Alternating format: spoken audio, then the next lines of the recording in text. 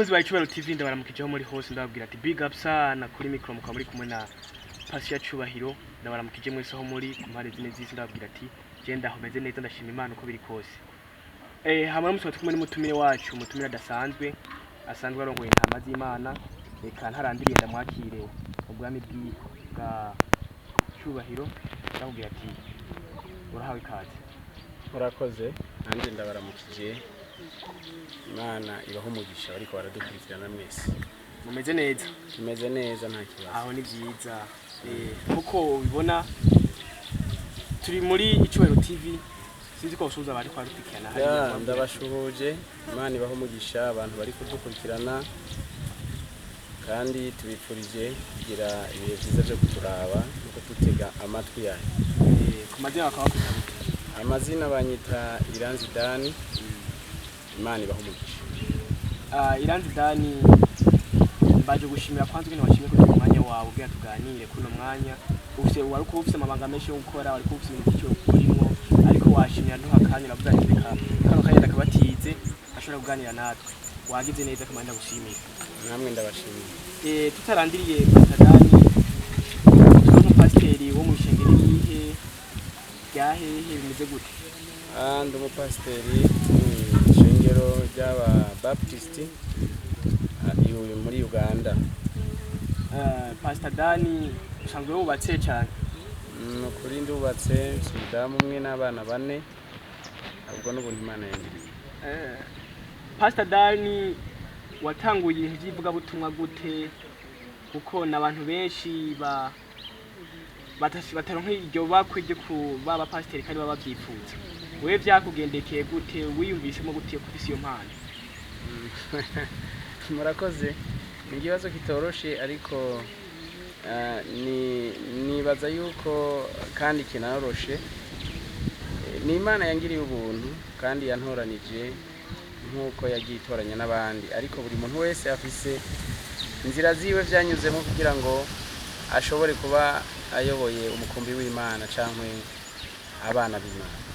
Nk'abantu ukora gukurikirana muri uno mwanya kuri Icyubahiro TV bashaka kumenya ati mbega ujya wewe byagenze gute, bashaka kumva ati ujya wewe byaciye hehe ko twe tuvyifuza twe tubikora bikanka twabirondeye twe turatanga ivuga butumwa ariko hagera hantu tukananirwa tukumva yuko atari muri wacu nka wewe nka Pastor Dani byagenze gute ni giki cyatumye wumva yuko ari umuhamagaro wawe? Murakoze cyane. Jewe mu byukuri kugira ngo ngire ubwo buntu nabayeho nkiri muto nakurikiranye cyane ijambo ry'Imana guhera muri Sunday school hanyuma mbu muririmbyi inyuma yaho nagiye kuba umuntu yumva ijwi ry'Imana mu buryo budasanzwe rimbwira ngo genda unkorere ariko nabifashe ibisanzwe sinamenye uko noja gukorera Imana kubera ko nabaye umuntu adakunda sinakunze cyane kuba ibi bintu by'ubupasiteri numva bivuga ubwarimu kubera ibihe twari tubayemwo byari bitoroshe nkumva sindabikunda ariko mu nyuma waje kubera kumengo umurimo wawe ariko nyuma twagiye duhura n'abantu benshi hari abantu ari ijambo ngira mvuge abantu benshi badakunda kumva canke bamwe batemera ariko jewe nshobora kuba no rivuga gutya mu mbabarire buri muntu wese ngira araza kurifata ko ashaka. Nahuye n'abantu benshi no kwita ngo nabahanuzi bambwira ngo wewe zoba umukozi w'Imana ariko nkabipinga nkavyanka ariko nizo nzira vyagiye kunyura. Uratubwiye neza yuko wahuye n'abantu benshi barakubwira tuzoba pasiteri ukabipinga barakubwira ati uzoba umwe mu barongoye intama z'Imana ukabiharira none byaje kugenda gute nguze kuba umwe mu barongoye intama z'Imana kandi ubwa mbere warabipinga byaciye hehe byagenze gute? Murakoze nyuma mu mwaka w'igihumbi kimwe na 1987 niho nari umuririmbyi hanyuma mu 1996 aho nari muri Sunday school mu 1996 niho nagiye kuba ndi umuririmbyi abishitse 97 98 nabayeho bita ngo n'umunyamasengesho, nabaye umunyamasengesho cyane. Hanyuma ndibuka hari umudamu umwe ntakiriho yaritavye Imana bamwita Penina, uwo Imana yaramugendeye araza araganira nanje arambwira ati wa musore we, Imana inyeretse ko ugiye kuyikorera kandi mu buryo budasanzwe. Ariko jewe narabipinga kubera ko sinabona neza yuko noba mwarimu, sinabona ko noba pasiteri. Ico gihe nari mw'ishengero rya Pentecote, ariko nkumva ni ibintu biri kure cyane kuko nabona ari ibintu ntakwiriye, nabona ari ibintu ntumva, nabona ari ibintu nanka, kuko iwacu aho mvuka nabona ingene abapasiteri bahangayika, abarimu aribo bamesa impuzu z'abakozi b'Imana, nkabona ingene bambara ibirato bihengamye, nkabona ari ibintu ntushobora. Nanje nama numva no kwikundira kwikorera akazi ntaronka amafaranga. Ico rero kintera kumva ntabikunze, ntanabishaka. Iryo jwi rero nanka kuryumva. Uratubwiye yuko abantu benshi baje bakwegera, ariko uko vanye nuko wabona ubuzima bw'igipasiteri usanga ngo buragoye kenshi na kenshi, bishika no mu nzu abantu bakarara ubusa, kandi wumva yuko umuntu ari ku murimo w'Imana n'ishikama riba ryabonetse ntihagiye n'ikintu kigaragara. Ariko none kugira ngo wumve neza yuko winjiye mu gipasiteri, utanguye uwo murimo, ubyinjiyemo nyene bibaye umurimo wawe, byaciye mu nzira iyihe, byanyuze gute? Ko abahanuzi benshi bari bakwegereye barakubwira ati ni igihe cyawe cyo gukwira nawe ukorera Imana, abahanuzi benshi barakubwira ati ni igihe cyawe nawe kugira ngo wegere Imana, ariko urumva yuko atari umurimo wawe. Byagenze gute nawe kugira ngo utangure ako kazi?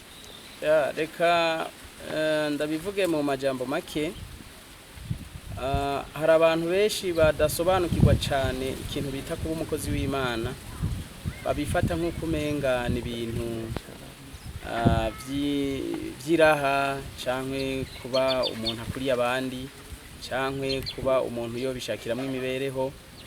Ariko nasanze atari ko bimeze, siko bimeze na gato, ahubwo ni ngorane, ahubwo n'amagorwa ku muntu azi ico ariko arakora. Rero ico gihe nahuye n'ibintu bitanyoroheye cyane kuko sinashotse ndavyemera. Nafashe umwanya ndabigwanya, ariko nyuma nza kuba umuntu ari gukora imirimo yanje. Ubuzima bwanje nabayeho bwabaye ubuzima bw'igishoferi, hanyuma nkumva umurimo wanje nuko nofasha, ahubwo nafashe umwanzuro wo gufasha abarimu n'abandi bantu b'abapasiteri bakenye, nkumva no bagurira amakoti, nkumva no bagurira ibirato, nkumva no bafasha, kandi narabikoze. Narabikoze cyane.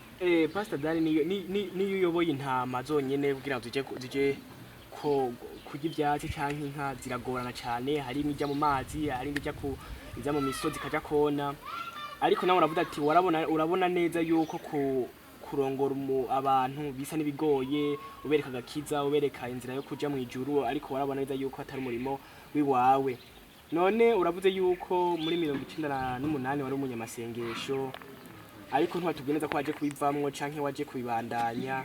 Ariko iyo utanguye muja mu kicumba c'amasengesho, kenshi na kenshi niho hava inzira yo gutera umuntu aja ku zindi etape. Byagenze gute nawe inyuma y'ayo masengesho, uva mu cumba c'amasengesho, byabandanije gute? 98 nabanye umunyamasengesho. Iyo umuntu avuze ngo n'umunyamasengesho, no kuvuga ngo nivyo niko kazi aba afise, aba yaravyihebeye, aba yabaye muri vyo kabikomeza, akaba umunyamasengesho w'ukuri. Rero nabaye umunyamasengesho, amasengesho abantu bagenda bakarara mw'ishamba barondera Imana, asengesha abantu bagenda bakarara ku musozi barondera Imana. Nagiye kuba muri ivyo bihe, ariko nyuma nza gufatwa n'akazi, nza kuba mu mirimo. Nababwiye ko nabaye umushoferi imyaka myinshi, kandi nticambujije kuba umuntu akorera itorero, ariko nabaye mwuko kuba umushoferi kwanje nagerageje kubandanya ndi umukristo, ndi mw'ishengero, ndi umuririmbyi. Ivyo ntivyabimbutse. Ariko no kuvuga ngo ya mirimo yo kuba umunyamasengesho kuvyitangira, iyo ntiyabandanije, yagiye guhagarara. none umaze kuba umunyamasengesho umaze kuba umuririmbyi ivyo urabitaye ugiye mu kandi kazi kiwawe wa muhamagaro wagarutse gute wo kumva yuko ukwiye gukorera Imana mu buryo bwo kuba pasiteri? Ntabwo vyaciye biza aho naho, ahubwo vyabaye ibintu bikomeye kuko nafashe umwanya wo gukora ako kazi, mbere ndagakora umwanya muremure, ariko ijwi ry'Imana ryagumye rinzako. Buriya iyo umuntu akijijwe ataguye agisenga, Imana ibandanya ivugana nawe. Rero Imana yagumye imvugisha ndyamye kandi ungikira abantu batandukanye ati nyamara ivyo uri kurakora byo gutwara imodoka sivyo vyawe, wewe ugomba kuba uwo mukozi w'Imana. Byarangoye kubyumva kuko hari gihe ushobora kwibaza yuko harimwo no gukavya canke kukubesha, ariko nyuma nagiye kuza gusanga ari cyo ngira ndababwirira ingene vyaje. Bivuze ngo nivyo ugiye kutubwira Seve, nivyo navyo byatuzanye ngaha, nje twatumye tugukurikira, nje cyatumye tuganira nawe kugira ngo tubwire icyatumye, kuko iyo ushingiye intaho umuntu intahe nituma twebwe aba bantu bamwe tugira inzira yo gukizwa, tugira inzira yo kumenya agakiza. Ariko iyo uvuze ati reka fata umwanya nsangize kimwe mu cyatumye abantu menya ukora kwa Imana nkene yandokoye, mbwira abantu akahise kanje, bituma natwe canke n'abandi bakora kuri Ntawuhunga TV bagira ico bamenye, bagira ico bize. Bakunzi ba Ntawuhunga TV muhanda mudukurikirana, hama umupasiteri turi kumwe ngaha abandanya tubwira bimwe mu vyatumye yumvamwe impano yo kuvuga ubutumwa. Pastor, mu nyuma byavuye bigenda gute kutubwiye yuko ari wamaze kubiheba? Uratubwira yuko wabona umengo n'umurimo ugoye, wabona umengo ni nawe utokora, wabona umengo n'ababikora baragayitse, wabona umengo n'ababikora ntaco bakuramwo, kandi uvuga ati wari ucuruza imodoka, wari umushoferi, wari ufite andi makazi kiwawe ukora kandi kakwinjiriza.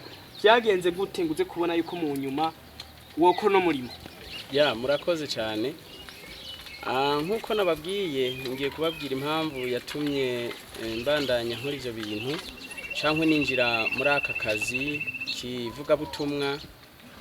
Ndashaka cyane kubwira abantu umurimo w'Imana ko utandukanye n'ibindi bintu, kandi iyo winjiye mu murimo atari Imana yaguhamagaye bimera nk'umuntu yatanguye business hanyuma gahomba. Rero uyu n'umurimo udahomba kandi n'umurimo w'Imana iba yarashize mu muntu utahava. Ico gihe rero no kuvuga ngo mu mwaka w'ibihumbi 2004 na 5 ijwi ry'Imana ryakomeze kunzako rimbwira ngo ndakwiye kwinjira mu kazi ko gukorera Imana. Nahuye n'ibibazo byinshi cyane, ari byo ngiye kubibabwira.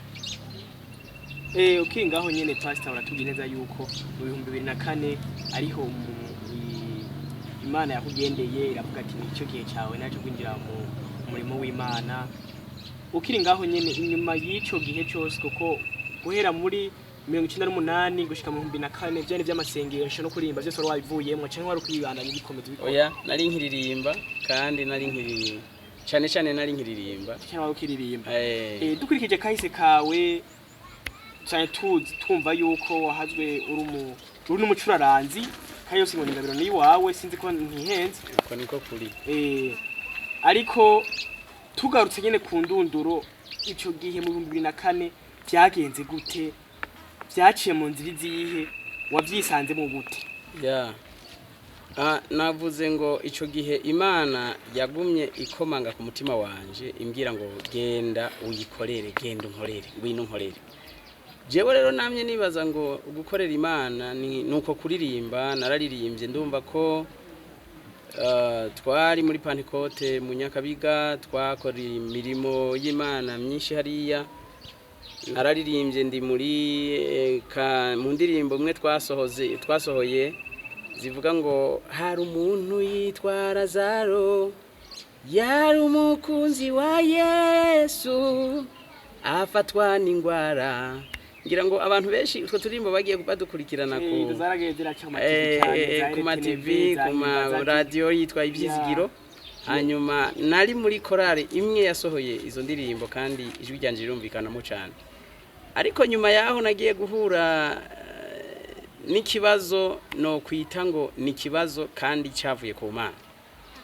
Ije kibazo cyari kimeze ngo nakunze cyane kuja mu vyashara niyo bagiza ijwi ry'Imana.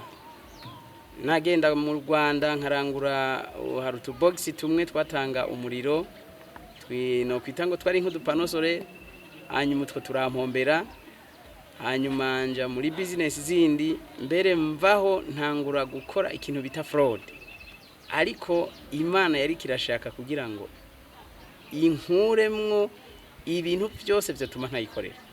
None muri ico gihe ukora ibyo ucuruza utuntu tundi, ukora ibyo bya fraude, wabandanya uririmba ukorera Imana mu mutekano ntangere mu kuririmba no gucuraranga?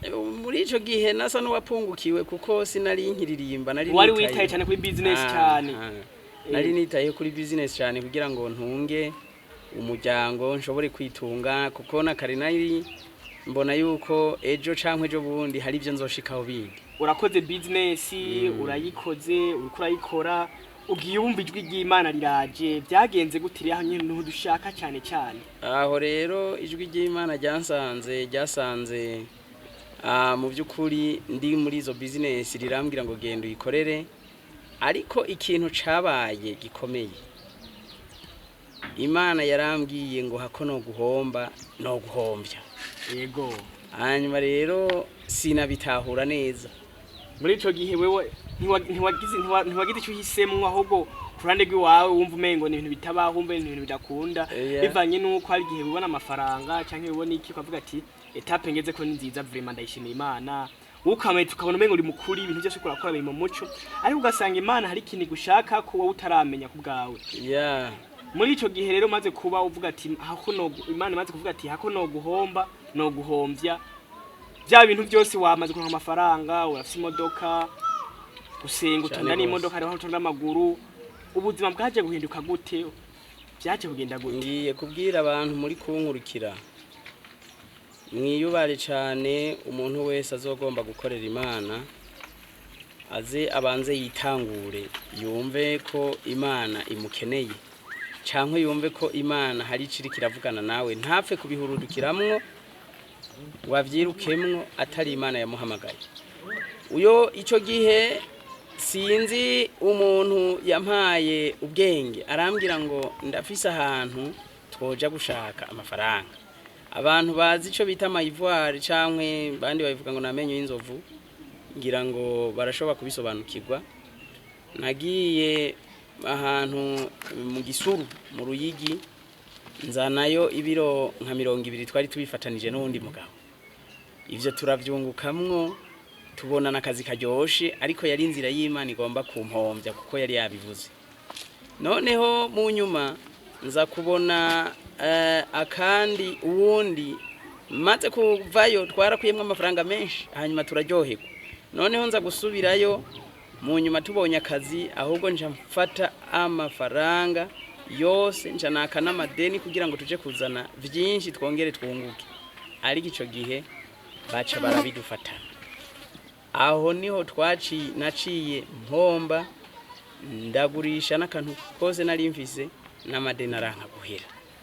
Kandi mwibuke naba mu nzu y'impangano, ibintu ntivyari bwagende neza nkuko navyumvira, nari nzi ko ngiye kubaka no kuronka amafaranga, ntunge mbu umuntu akomeye, nirengagije ryajwi ry'Imana. Noneho mvayo bamfashe, ibintu byakomeye, atani jana ngisigaranye, shika muhira ndajyaha. Cyafata umwanzuro jewe jenyene wo kuva mu gihugu kubera amadeni nari mfise. Ukiri ngaho nyene niteye, ukiri ngaho nyene pastor cyane tatanga kumva intunduro nkene ubuzima bwagiye butangira. Bakunzi ba Icubahiro TV muko madukurikirana kuri kane gatanu, ndababwira ati ejo canke iyo no nk'udufaranga tugura akazu, tugira ikintu ukoze, ejo uzovuga ati amafaranga narose naguze kino kintu, amafaranga narose nakoresheje kino kintu, kubera ejo canke irya yejo ajya amafaranga ubona bivanye naho Imana igukeneye, bashaka kutabukiye afise. Nubona uri ahantu akugoye, raba ikintu ukora kizotubeje kizokugeza cyo gushikanije. Pastor Dana atubwiye neza yuko yari mu nzu y'impangano, afite amafaranga, kandi sevye abantu benshi bafite amafaranga ntibiyumvira kugura inzu, bavuga ati bana reka mpange mu etage, mbe mu etage ya 4 hejuru, hamwe mu kuduga nduga kuri etage ya 2 ya 2 ya 3, mbeho neza mu buzima bwiza. Pastor Dani muri ico gihe Imana yatangiye kuguhamagara irakwereka ati ngukorere urayangiye iraguhamagara ati nico kihe cyawe cyo gukora uyiteye akagere ariko mu nyuma ibintu byose wari ufise utanga gukora ibintu bya forode muri ico gihe umudamu yarabizi ibyo uri kurakora yarazi wa muhamagaro ko wabaye byari imeze gute? Nagira ndababwira ikintu kimwe iyo umuntu yase kumvira Imana ntugire ngo yokumvira n'umudamu hari ibintu umuntu akora kugira ngo yigwaneho. Ico gihe nakoze ikintu nta muntu numwe byari banga cyane n'umudamu ntiyarazi ikintu na kimwe nta muntu numwe yarazi ikintu na kimwe byari ivyanje ariko n'Imana mu kumpamagara ntabwo yigeze impamagara ngo mbwire umudamu ko yampamagaye. Muri ico gihe umudamu aze kubona ibintu byose muhara mufise byose birahombye ikintu cyose nta kimwe musigaranye nta na kimwe wigeze ubona kimutunguye canke kihindutse ku buzima bwiwe canke akubwiye ati bino bintu biko bigenda gute muri ico gihe nta na kimwe ntakwinjiriye mu buzima nta kintu wigeze ubona cyageze gihinduka kuvyerekeye n'imibereho yiwe? Reka mbanze nshimire umudamu wanje ko uri kurambaza gutyo kuko yabaye umudamu w'intwari cyane kuko nta kintu na kimwe muri ivyo yamenye kandi mu by'ukuri abantu muri kumurankurikirana nagira ndababwire ngo umuntu aza kunesha urugamba aza kuaba umuntu afise abo barwanana no kuvuga ngo jewe nagize umudamu mwiza w'intwari atuje azimana asobanukiwe neza Imana icarico. Mw'icyo gihe amaze kubona ko nahuye n'icyo kibazo yaracecetse ahubwo ico nakoze naciye ndamubarira nti rero ndagusezeye hari ahantu ngiye ariko nzogaruka. Sinigeze ndamubwira niyo ngiye fata urugendo ndagenda ndamusika mu nzu y'impangano mu rugo nji Buganda direct. Ukiri ngaho nyene urafasha urugendo uragiye Buganda mu nzu nta nakimusizeyo n'ibyari bihari byose tuguri iki byiva n'amadeni wari warafashe. Ese mu Buganda warugiye gushaka ubuzima warugiye kurondera amafaranga kuruze kwishira y'amadeni warugiye twaye imitaho ugiye gucuruza byari wari ufise project y'igihugu utwaye mu Buganda canke n'icyacu ry'Imana yari yakubwira ati genda garuka genda uku? Reka ndababwire natanguye ndababwira ngo Imana yari yambwiye ngo akunda guhomba no guhombya noba ndababwije ukuri nta hantu na hamwe narinzi ngiye uretse ko narinzi ngo ndagiye Buganda nta kindi kintu nta projet imwe nari mfise kuko nahunze cankwe navuye mu nahunze ijwi ry'Imana nahunze iyo Mana nyene kuko niyo ntego Imana yo yari ifise yo kunkoresha nkuko nyene namwe munsanze hano. Rero navuye mu rugo mfise ibihumbi 15 mu mufuko by'amashiringi by'amarundi. Hanyuma rero umudamu we ntiyaraza aho ngiye gusa we yaravye ivyizigiro ko narimenyereye ngenda n'ubundi gushakisha yarazi ngo n'ubundi giye gushakisha nzogaruka ndamurabe.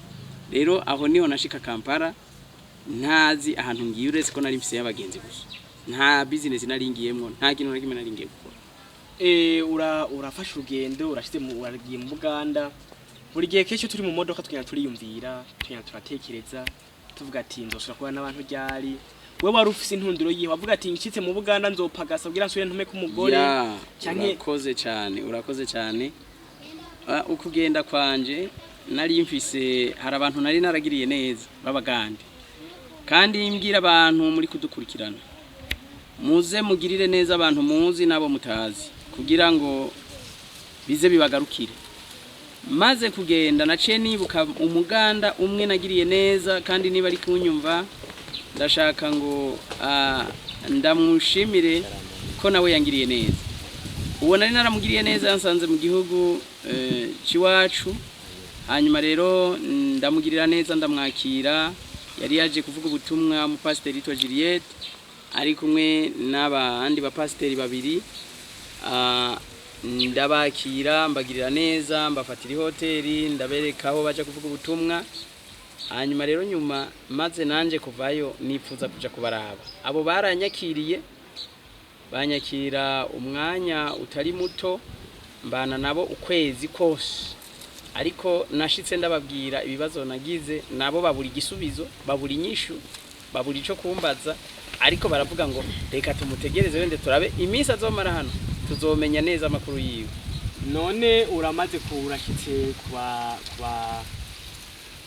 kuba wakoreye neza barakwakiriye baraguhaye amazi yo koga uraryamye uraruhutse umunsi wa mbere wa kabiri urababwiye ubuzima bwawe bwose bwagenze urababwiye ngene wahombye bari bakuzi mu Burundi ese mu nyuma nta kazi wabwiye ati nkeneye akazi banshakire vyahavuye bigenda gute ngutangure gukora akazi vyahavuye kugira gute canke wari wamuhamagaro ngene w'Imana ndanye kubwira ati nta kazi ushobora gukora ahubwo no kunkorera vyagenze gute aho niho nagira ngere ndababwire ikibazo nahuye naco aho hantu narindi ndahamaze ukwezi ndibuka neza nashitse ari umuryango mwiza ufise ibiryo ubayeho neza ariko iminsi nahamaze nawe yari umupasiteri n'umugabo we yari umupasiteri ni ukuvuga ngo iyo famiye yari igipasiteri ariko ikibazo bari bafise nta mwana bari bafise ariko ikintu cagiye kuba cantangaje iminsi yose nahamaze baciye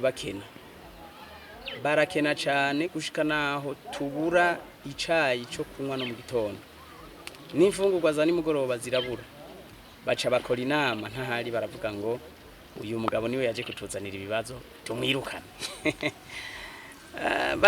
nukuri barakoze iyo nama ngo banyirukane urumva iryo ni ryajwi ry'Imana ribandanye rivuga ati burya nivyo nabyo naho birimwo sivyo ndagushakamwe ibyo naho uri kwabikora sivyo je nkeneye kuko urumva Imana aho ugenda hose ugiye ahantu ibintu birahari sitoke mu nzira uzuye ariko hamaze ukwezi ibintu byose biragiye ibintu byose birabuze kandi si bubiriye byose bya bintu kandi nubwo bari kubiriye bariko barondera n'ibindi ariko ubukene buciye butera muri ico gihe reka dufate ko baciye bakwirukana byahavuye bigenda gute wari ufise iyuja muri ico gihe ko wari wize yabonye nawe washikiye ko byagenze gute urakoze cyane iyo minsi yabaye iminsi mibi ku buzima bwanje kuko naciye ntangura kubabwira ngo ni munshakira akazi ndondera itike ariko kandi iyo tike sinabona iyo ndiko ndaje reka ndababwira ikintu canke abantu muri ko murankurikirana nagira ndababwire ko mukwiye kubaha Imana kandi mukanayumvira kuko niyo ntego yacu no kubwiriza abantu ubutumwa bwiza kugira ngo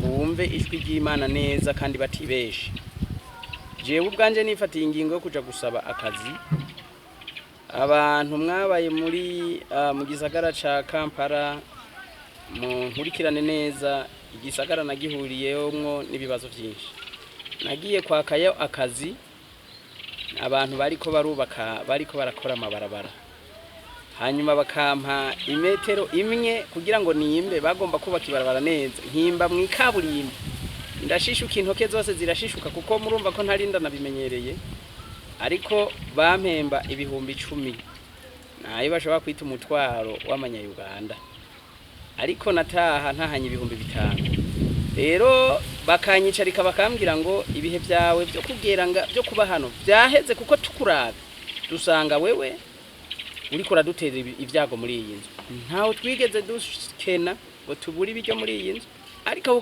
hagereye twaciye duhura n'ingora muri ico gihe uravuze ko neza wakora akazi bari warusa akazi ukora ko kwimba mu barabara ukakuba ko barasanura ibarabara ukabafasha kuyimba ariko ugahemba umutwaro yayo tw'ibihumbi 10 muri ico gihe wataha handi na kuba mu pasiteri canke wataha yes nataha kuja mu pasiteri kuko nari nababwiye ngo bantabare bampe icyumweru kimwe canke indwi imwe nshobore gushakisha itike hanyuma ndahava ngo niyonje muri ico gihe bakubwiye yuko nubwo ukakora akazi maze bakwakuye uhabwe ifata ingingo yo kuhava byagenze baramfashije barampa iyo ndwi imwe irahera kandi za guhera ntararonka itike ndabasaba iyindi ndwi yindi gira kabiri nayo nyene barayikongera nayo nyene barayinyongera imaze guhera naho byagenze gute imaze itike niyo yari yabonetse yari inzi heri itike ntarayibona nawe ntibari bwayironka ariko ndababwira ngo munyongere n'indwi igira gatatu nayo nyene byagenze gute barayikuha ntibayinyemereye baje bambwira ngo tuguhaye iminsi 4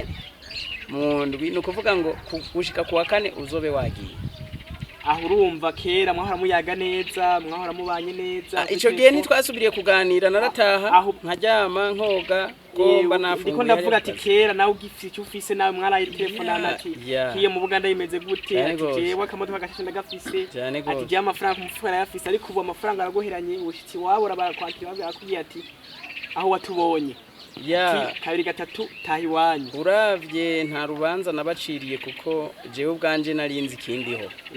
Ubu nari namaze kumenya neza deja ko ninjiye mu muhamagaro wanje kuko Imana yari yampamagaye ngo je. None muri ico gihe ubi wabo wasengera mu ishengero iwabo nyene, nasengera n'ubutumwa mu ishengero iwabo nyene cyane ko nasengera mu ishengero ryabo nkanavuga n'ubutumwa kandi Imana igakora imirimo cyane.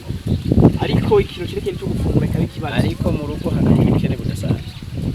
None muri ico gihe iyo misi imaze guhera wafashe ingingo iyi? Iyo misi nyine imaze guhera bari bafise uwundi mu pasiteri aho bita mu caro bita Kaburasoki. Hanyuma rero aho baciye bamuhamagara uwo mu pasiteri baramubwira ngo mpamagare njeyo n'ahantu kure cyane. Iyo misi niheze naciye ngenda aho hantu muri ico caro. Aho naho nahuriye n'ibindi bibazo bikomakomeye cyane aho hantu Kaburasoki. Ngezeyo iyo misi niheze nagiye kuwa kane ndavyibuka. Ngezeyo nicaye baranyakiriye, bari bafise inka barampa amata, hari hakanye cyane, hari imbeho nyinshi cyane aho muri ico caro. Ariko nagira ndababwire ngo naho nahahuriye n'ibibazo bikomeye. Nafashe icyumweru canke indwi yose ndiko ndasenga ndi mu rusengero jenyene atawundi muntu ariyo. Wari urusengero rurimwe abakristo bake kandi ikibazo nahuye naco nahuye n'ikibazo c'ururimi. Cari caro bavuga ururimi rw'ikigande gusa, nta wundi muntu yashobora kunyumva. Muri ico gihe rero nahuye n'ibibazo mba muri ayo masengesho. Aho hantu ico gihe hari hakiriyo ibikoko, nkumva igwo rusengero rwari mwishamba, nkumva ingwe ziriko ziraharahamba, nkumva ibikoko biriko biravuga amajwi menshi, ibikoko bisanzwe mwijoro. Mpura nibaza ariko mbandanya senga. Rero haheze iyo ndwi yose ndi mu masengesho, nafashe umwanya wo kwiyumvira ico gukora. Ayo masengesho rero narimwo nabayemwo yangiriye akamaro. Yavuga ngo iki? Yari amasengesho yo kwihana. Sengesho yo kwihana ibyaha nakoze byose. Masengesho yo kwihana ibyaha bya basokuru n'abasogokuruza za karande n'ibindi. Mbwira Imana ngo inyibuke. Mwibuke ko navuye mu rugo umudamu damusezeye kandi atazi yo ngiye. Mumenye ngo maze amezi aho nari maze amezi abiri atazi ahantu na hamwe ndi, ata telefone yanje azi, nawe ntazi uko abayeho. Icabaye rero nabandanije ndaho mbwira uwo mupasiteri ati ndagusavye undonderera akazi ndabe ko nshobora kuronka agatelefone, vyibuza kuko telefone narayigurishije kera nta kintu nari nsigaranye. Arambwira ati no nta kazi ushobora kuronka kiretse akazi ko kuragira inka. Nagira mbwira abantu bariko baratumviriza, igihe cyose wase kumvira ijwi ry'Imana kandi yaguhamagaye, hari ivyo uzonyuramwo kugira ngo bize bitume abandi bantu bahimbaza izina ry'Imana. Nafashe umwanya ndamubwira ngo ako kazi ndakabonye no gakora. Mu by'ukuri yarandangiye umuntu yari afise inka nyinshi zirenga nka 40 arampa akazi. Jewe kuva naba hose nari bwaragira inka. Nagomba ndanababwire nshima n'abashumba canke abungere b'inka, ndababwira ngo burya namwe niyo mpamvu Yesu yabagereranije n'abungere bayoboye amatorero. Abungere bafise umurimo ukomeye cyane. Jewe bamaze kumpa inka ngo ndaziragire, kuva mu gitondo nirirwa ndiruka nza kuzigarura hariya, izindi zigaruka, ninja kugarura ziriya, izindi zija kona, nirirwa ndiruka kuva mu gitondo gushika ku mugoroba. Sinarinzi rero ingene baragira inka. Ariko maze kuziragira naziragiye indwi zitatu, twari twavuganye ko bazompemba 80,000 cankwe imitwaro 8. Noneho kwezi kutari bwahere ndavyibuka neza, narahantu kumugina, imvura yanyagiye, nambaye igikoti kirekire ndiko ndajugumira. Hanyuma ndasenga ndabwira Imana nti Imana wontabara ukankura muri aya magogo, wontabara ukankura muri aya makuru, nzoca nja kugukorera. Ntabwo haheze iminota 30 naciye mbona umudamu umwe w'umuganda, sinzomwibagira abo mudamu ngo bamwita Jovia. Araza zangaho arambwira ati mushumba ati Imana ikuntumyeho.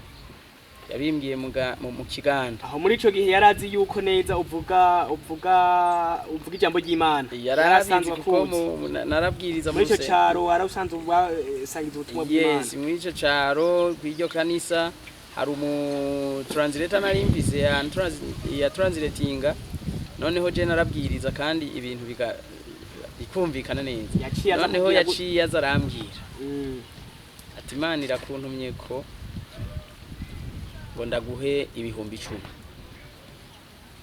No kuvuga ngo yaciye anzanira amafaranga ibihumbi 10 y'amashiringi, arambwira ngo ejo mu gatondo uzinduka utege imodoka, Imana ikurungitse muri Kenya. Hanyuma niwashikayo, ati niwashika Kampala ucururuka imodoka, hari ikoti ya ufise yirabura, uhita uyishira mu ntoki, umuntu wa mbere aza kuguha amashiringi ucuyatora, ayo nyene ucugenda wishura itike, gende kuri Kampala coach uriho itike ikujana i Nairobi, ibisigaye Imana iraza kuvyimenyera. Muri ico gihe ariko urumva yuko ari integuro y'Imana, kuko yari yamaze kwipanga byapanzwe. Hari umuntu ba telefonanye bavuga ati nakaraza kuza afise ikoti ucumwakira kunuku nuku. Ubwo wewe wari uri ku musozi na za nka zawe ntuzi biriko biraba. Ntabwo uyo mudamu ntabwo yari yavuganye n'umuntu ba telefonanye Kampala. Oya. Ahubwo wowe ntiyarazi bihari, we yambwiye ivy'Imana yamutumye. So kuvuga ngo ni ivy'Imana, nzo kuvuga ngo nuwo bapanganya ari Kampala. Ahubwo ni ivy'Imana yamutumye ati ati we kora step ya mbere, hari ukora step ya kabiri, hari ukora step ya gatatu. Yes. Nsiye iraza kugenda neza. Muri ico gihe wowe wavyumva gute, wabitahuye gute? Anari maze imisi ndi mu mibabaro ikomeye cyane, nari namaze gufata icyemezo yuko ngomba kumva ijwi ry'Imana. Kuko uvuga ati cy'Imana naho yo manda yo mbwira ati nyene fata urugendo n'amaguru uje muri Kenya, wari gufata urugendo kagenda cyane gose. Noneho rero aho niho naciye mbyuka mu gatondo, mbwira umubosi wanje, mbwira ati mpemba hari ahantu ngiye, arambwira ati nta twebwe duhemba amahera iyo twagiye kwishuza abantu dushira amata, rero ukwezi kutarahera dushobora kuyabona, rero niba ufise kugenda genda nzoyaguha nyuma cyangwa uzokoroka kuyatora. Sinaravye imbere sinaravye inyuma, nayishe mfata bya bihumbi 10, mfata urugendo shika Kampala. Shitse Kampala mu muji nakuyeyo ikoti, hari ikintu Imana yari yarangiriye neza, nari mfise amakoti menshi, kandi nagira ndababwire mw'abantu mwe, Imana hari ukuntu ikora ibintu kandi yabitunganije neza. Nshobora no kumenyesha abantu igihe Imana yakugiriye neza ukaronka udufaranga, ugura gahuzu, ako nako karagaciye mu byo nagomba kuvuga. Rero ikoti yanje naciye ubwo nyene n'urusi imodoka, naciye mfata ikoti yanje yirabura cyangwa y'umukara, ubwo ntururuka neza, naciye mbona umuntu arambaza ngo iyo koti urayigurisha. Yabimbajije mu kiganda ngo sebo otunda, nanje ndamubwira nti esebo. Hanyuma arambaza ngo oguza komeka, no kuvuga ngo bisobanurwa ngo uyigurisha ngahe. Ndamubwira ati emitwaro 10. Arambalira ati oya sebo reka ndaguha imitwaro 6. Abivuga mu kiganda ati kansoke ngo emitwaro 6 sebo. Ndavuga ati leta aho nyuma cyagera umaze kumenya ikiganda, aho namaze icyo cyaro narimwo caranyishiganda urakimenya Kongo. Hanyuma rero ndakiriye imitwaro 6, canja kuri Kampala kocha sanga itike ija muri Kenya igura imitwaro 6. Ya yandi nyene nta nayo kurya, nta nayo kugira gute, inzara mu ndiri kirica. No kuvuga ngo nakoze amasengesho gihuti kandi patitike nicara mu modoka ufata urugendo tura. None muri ico gihe ukiva hariya kw'ivya bihumbi 10 nta na kintu kimwe wagize mu nda, mu rugendo nta kimwe wakira mu nda, wowe mu bitekerezo byawe wiyumvira neza yuko uza kubaho gute imbere? Hari ukuntu iyi Imana yakugiriye neza, hari ibintu utibuka. Urya iyo umuntu agowe ntiyibuka no kurya, uza kuvyibuka ikindi gihe. Sinigeze nibuka ko njonje kuko nari mu magorwa, kandi ubwo nyene nari kwijwi, hari ka pressure kari kandi ko k'Imana. Sinibutse kurya, sinigeze njya no mu modoka, sinigeze njya, ariko nagira nibutse cyane abantu mukunda gufata ingendo. Ndabizi neza hari abantu bakunda gufata ingendo.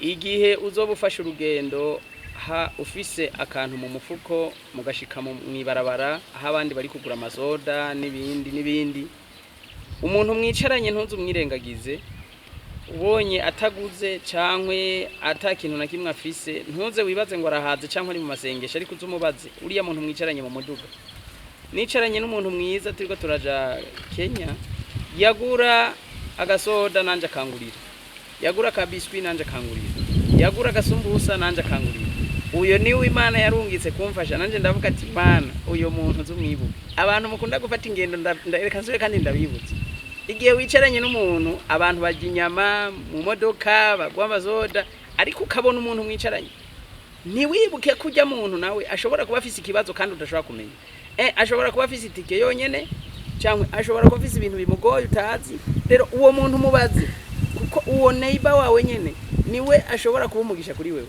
rero uwo muntu yambereye umugisha kandi uwo muntu yaragiye muri Kenya nawe atagira document ariko kubera amfashije Imana yamuciriye rero uwo yagiye arangaburira nashitse muri Kenya neza ibintu biragenda neza nawe kubw'ikintu yakoze yashitse kuri frontiere marapa Imana imugurura inzira nta muntu numwe yigeze amubaza ikintu na kimwe duhita turagenda acarambaza twicaranye ngo hajya wewe urinde mbwira ubuzima bushika Nairobi ari inshuti yanjye kubera ukumfasha nanje namubereye umugisha muri ico gihe wewe wari wamaze kuronka document zigufasha kuja ka Nairobi canke wakoresha ya document nyene yo kuva mu Burundi uja muri Uganda nari nakoresheje ya document nari passport ni yari bwahere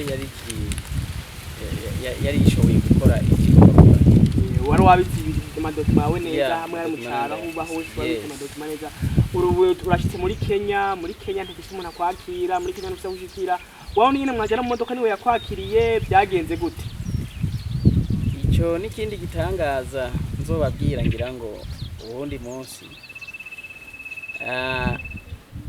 gikomeye cyane Imana yankoreye nshitse muri Kenya ariko mu majambo make ngeze muri Kenya nasanze Imana yateguye ubundi mu marayika wo kunyakira kandi Imana irabikora ico ni kintu nzobabwira kuko muri Kenya naho habaye urugendo rurerure habaye intahe ndende habaye ibintu bikomeye ico ni kindi kiganiro nzobaha ubundi munsi ngeze muri Kenya ivy'Imana yakoze kugira ngo mwumve ingene Imana ikora pastor tukiri ngaho nyene tweka tumaye dushime kwanza kubera iki ni kimwe mu bishinga ntahe imitima yacu ibikeneye imitima dukwike nawe keneye imitima y'abantu ku mpande zine z'isi bose bavuga ati ibi bintu benshi bibaza ngo ibintu bitabaho ariko iyo biciyemwo uravuga ati bino bintu n'ukuri nka wewe nk'umuntu yabiciyemo kamanda gushimire cyane kuko ni benshi badafise iyo mpano yo gusohora kimwe mu byababeyeho mu buzima ndufise ibintu byinshi nca mu buzima abantu dufise amagwa ritandukanye ariko tugerageje kumva honyene step waciye ko kuyene byagenze bigaragara neza ko hari Imana yagukuye naye yagushikanye ngo munsi